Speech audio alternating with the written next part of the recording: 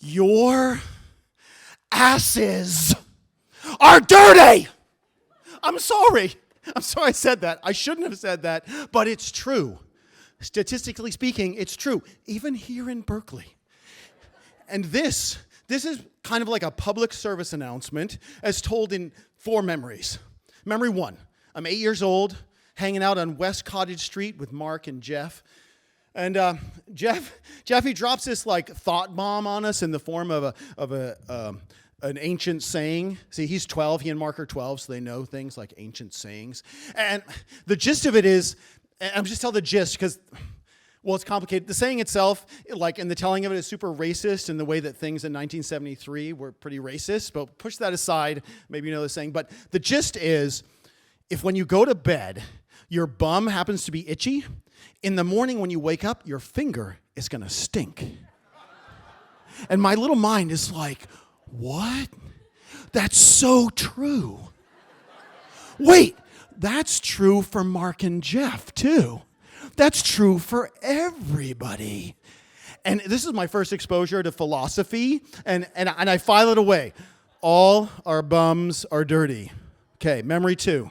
I'm in high school now, senior year, and we're at a retreat. And there's a counselor there who's the guy who like gets real with us. You know, he knows how to do feelings, and he plays basketball and everything. And he's the coolest. He's just the coolest until the second day when some of my classmates tell us, well, they've been hanging out in his room with him. Yeah, they saw his laundry pile, and in there was a pair of tighty-whities, and they had, yes, the longest, darkest skid marks. They're like black, basically. Oh, God. It was awful. We were horrified. He is instantly canceled. Yuck. Yuck. Terrible. And yet we all know it could have been us. We must always be careful to wipe very well. And don't let any cloth get in the crack, okay? It's my formative memories. All right, memory 3. What is this guy talking about? Why is he here telling us about poop? God. All right, memory 3, 15 years go by. Now I have a kid. Oh my God. Cutest little boy. And when we change his diaper, we use a cloth with warm water on it to wash his beautiful little bottom, because his bottom deserves that, right? And then we get to thinking like, well, hey, what about our bottoms, right? And that starts the era of wet wipes in our bathroom. And it is a big step up in our hygiene and a really big step up in our smugness, okay? Yeah, I mean, we don't have to be so dirty, right?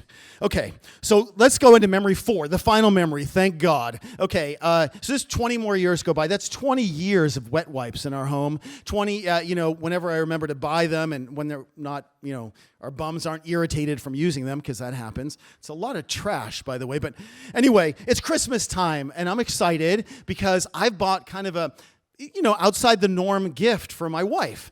I have purchased a bidet attachment for our toilet.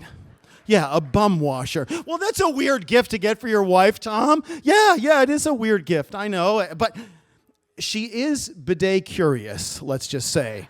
Like, we had been at this restaurant and in the fall, and she came out of the bathroom, and she's like, the toilet in there is amazing. It has a remote control, and it squirts warm water. I want one. And so we looked into it, but these things cost like multiple hundreds of dollars, and they need electricity. It was a whole thing, so not going to happen. But there I am. I'm on wirecutter.com just before Christmas, and I find a $30 bidet. Yes! No frills, no remote, cold water, purchased. Yes! It could be a starter bidet, right? So Christmas comes, she opens it. She was very surprised. It's funny. It's the funny gift of Christmas. Ha, ha, ha, great. But then comes her question, like, well, does this work?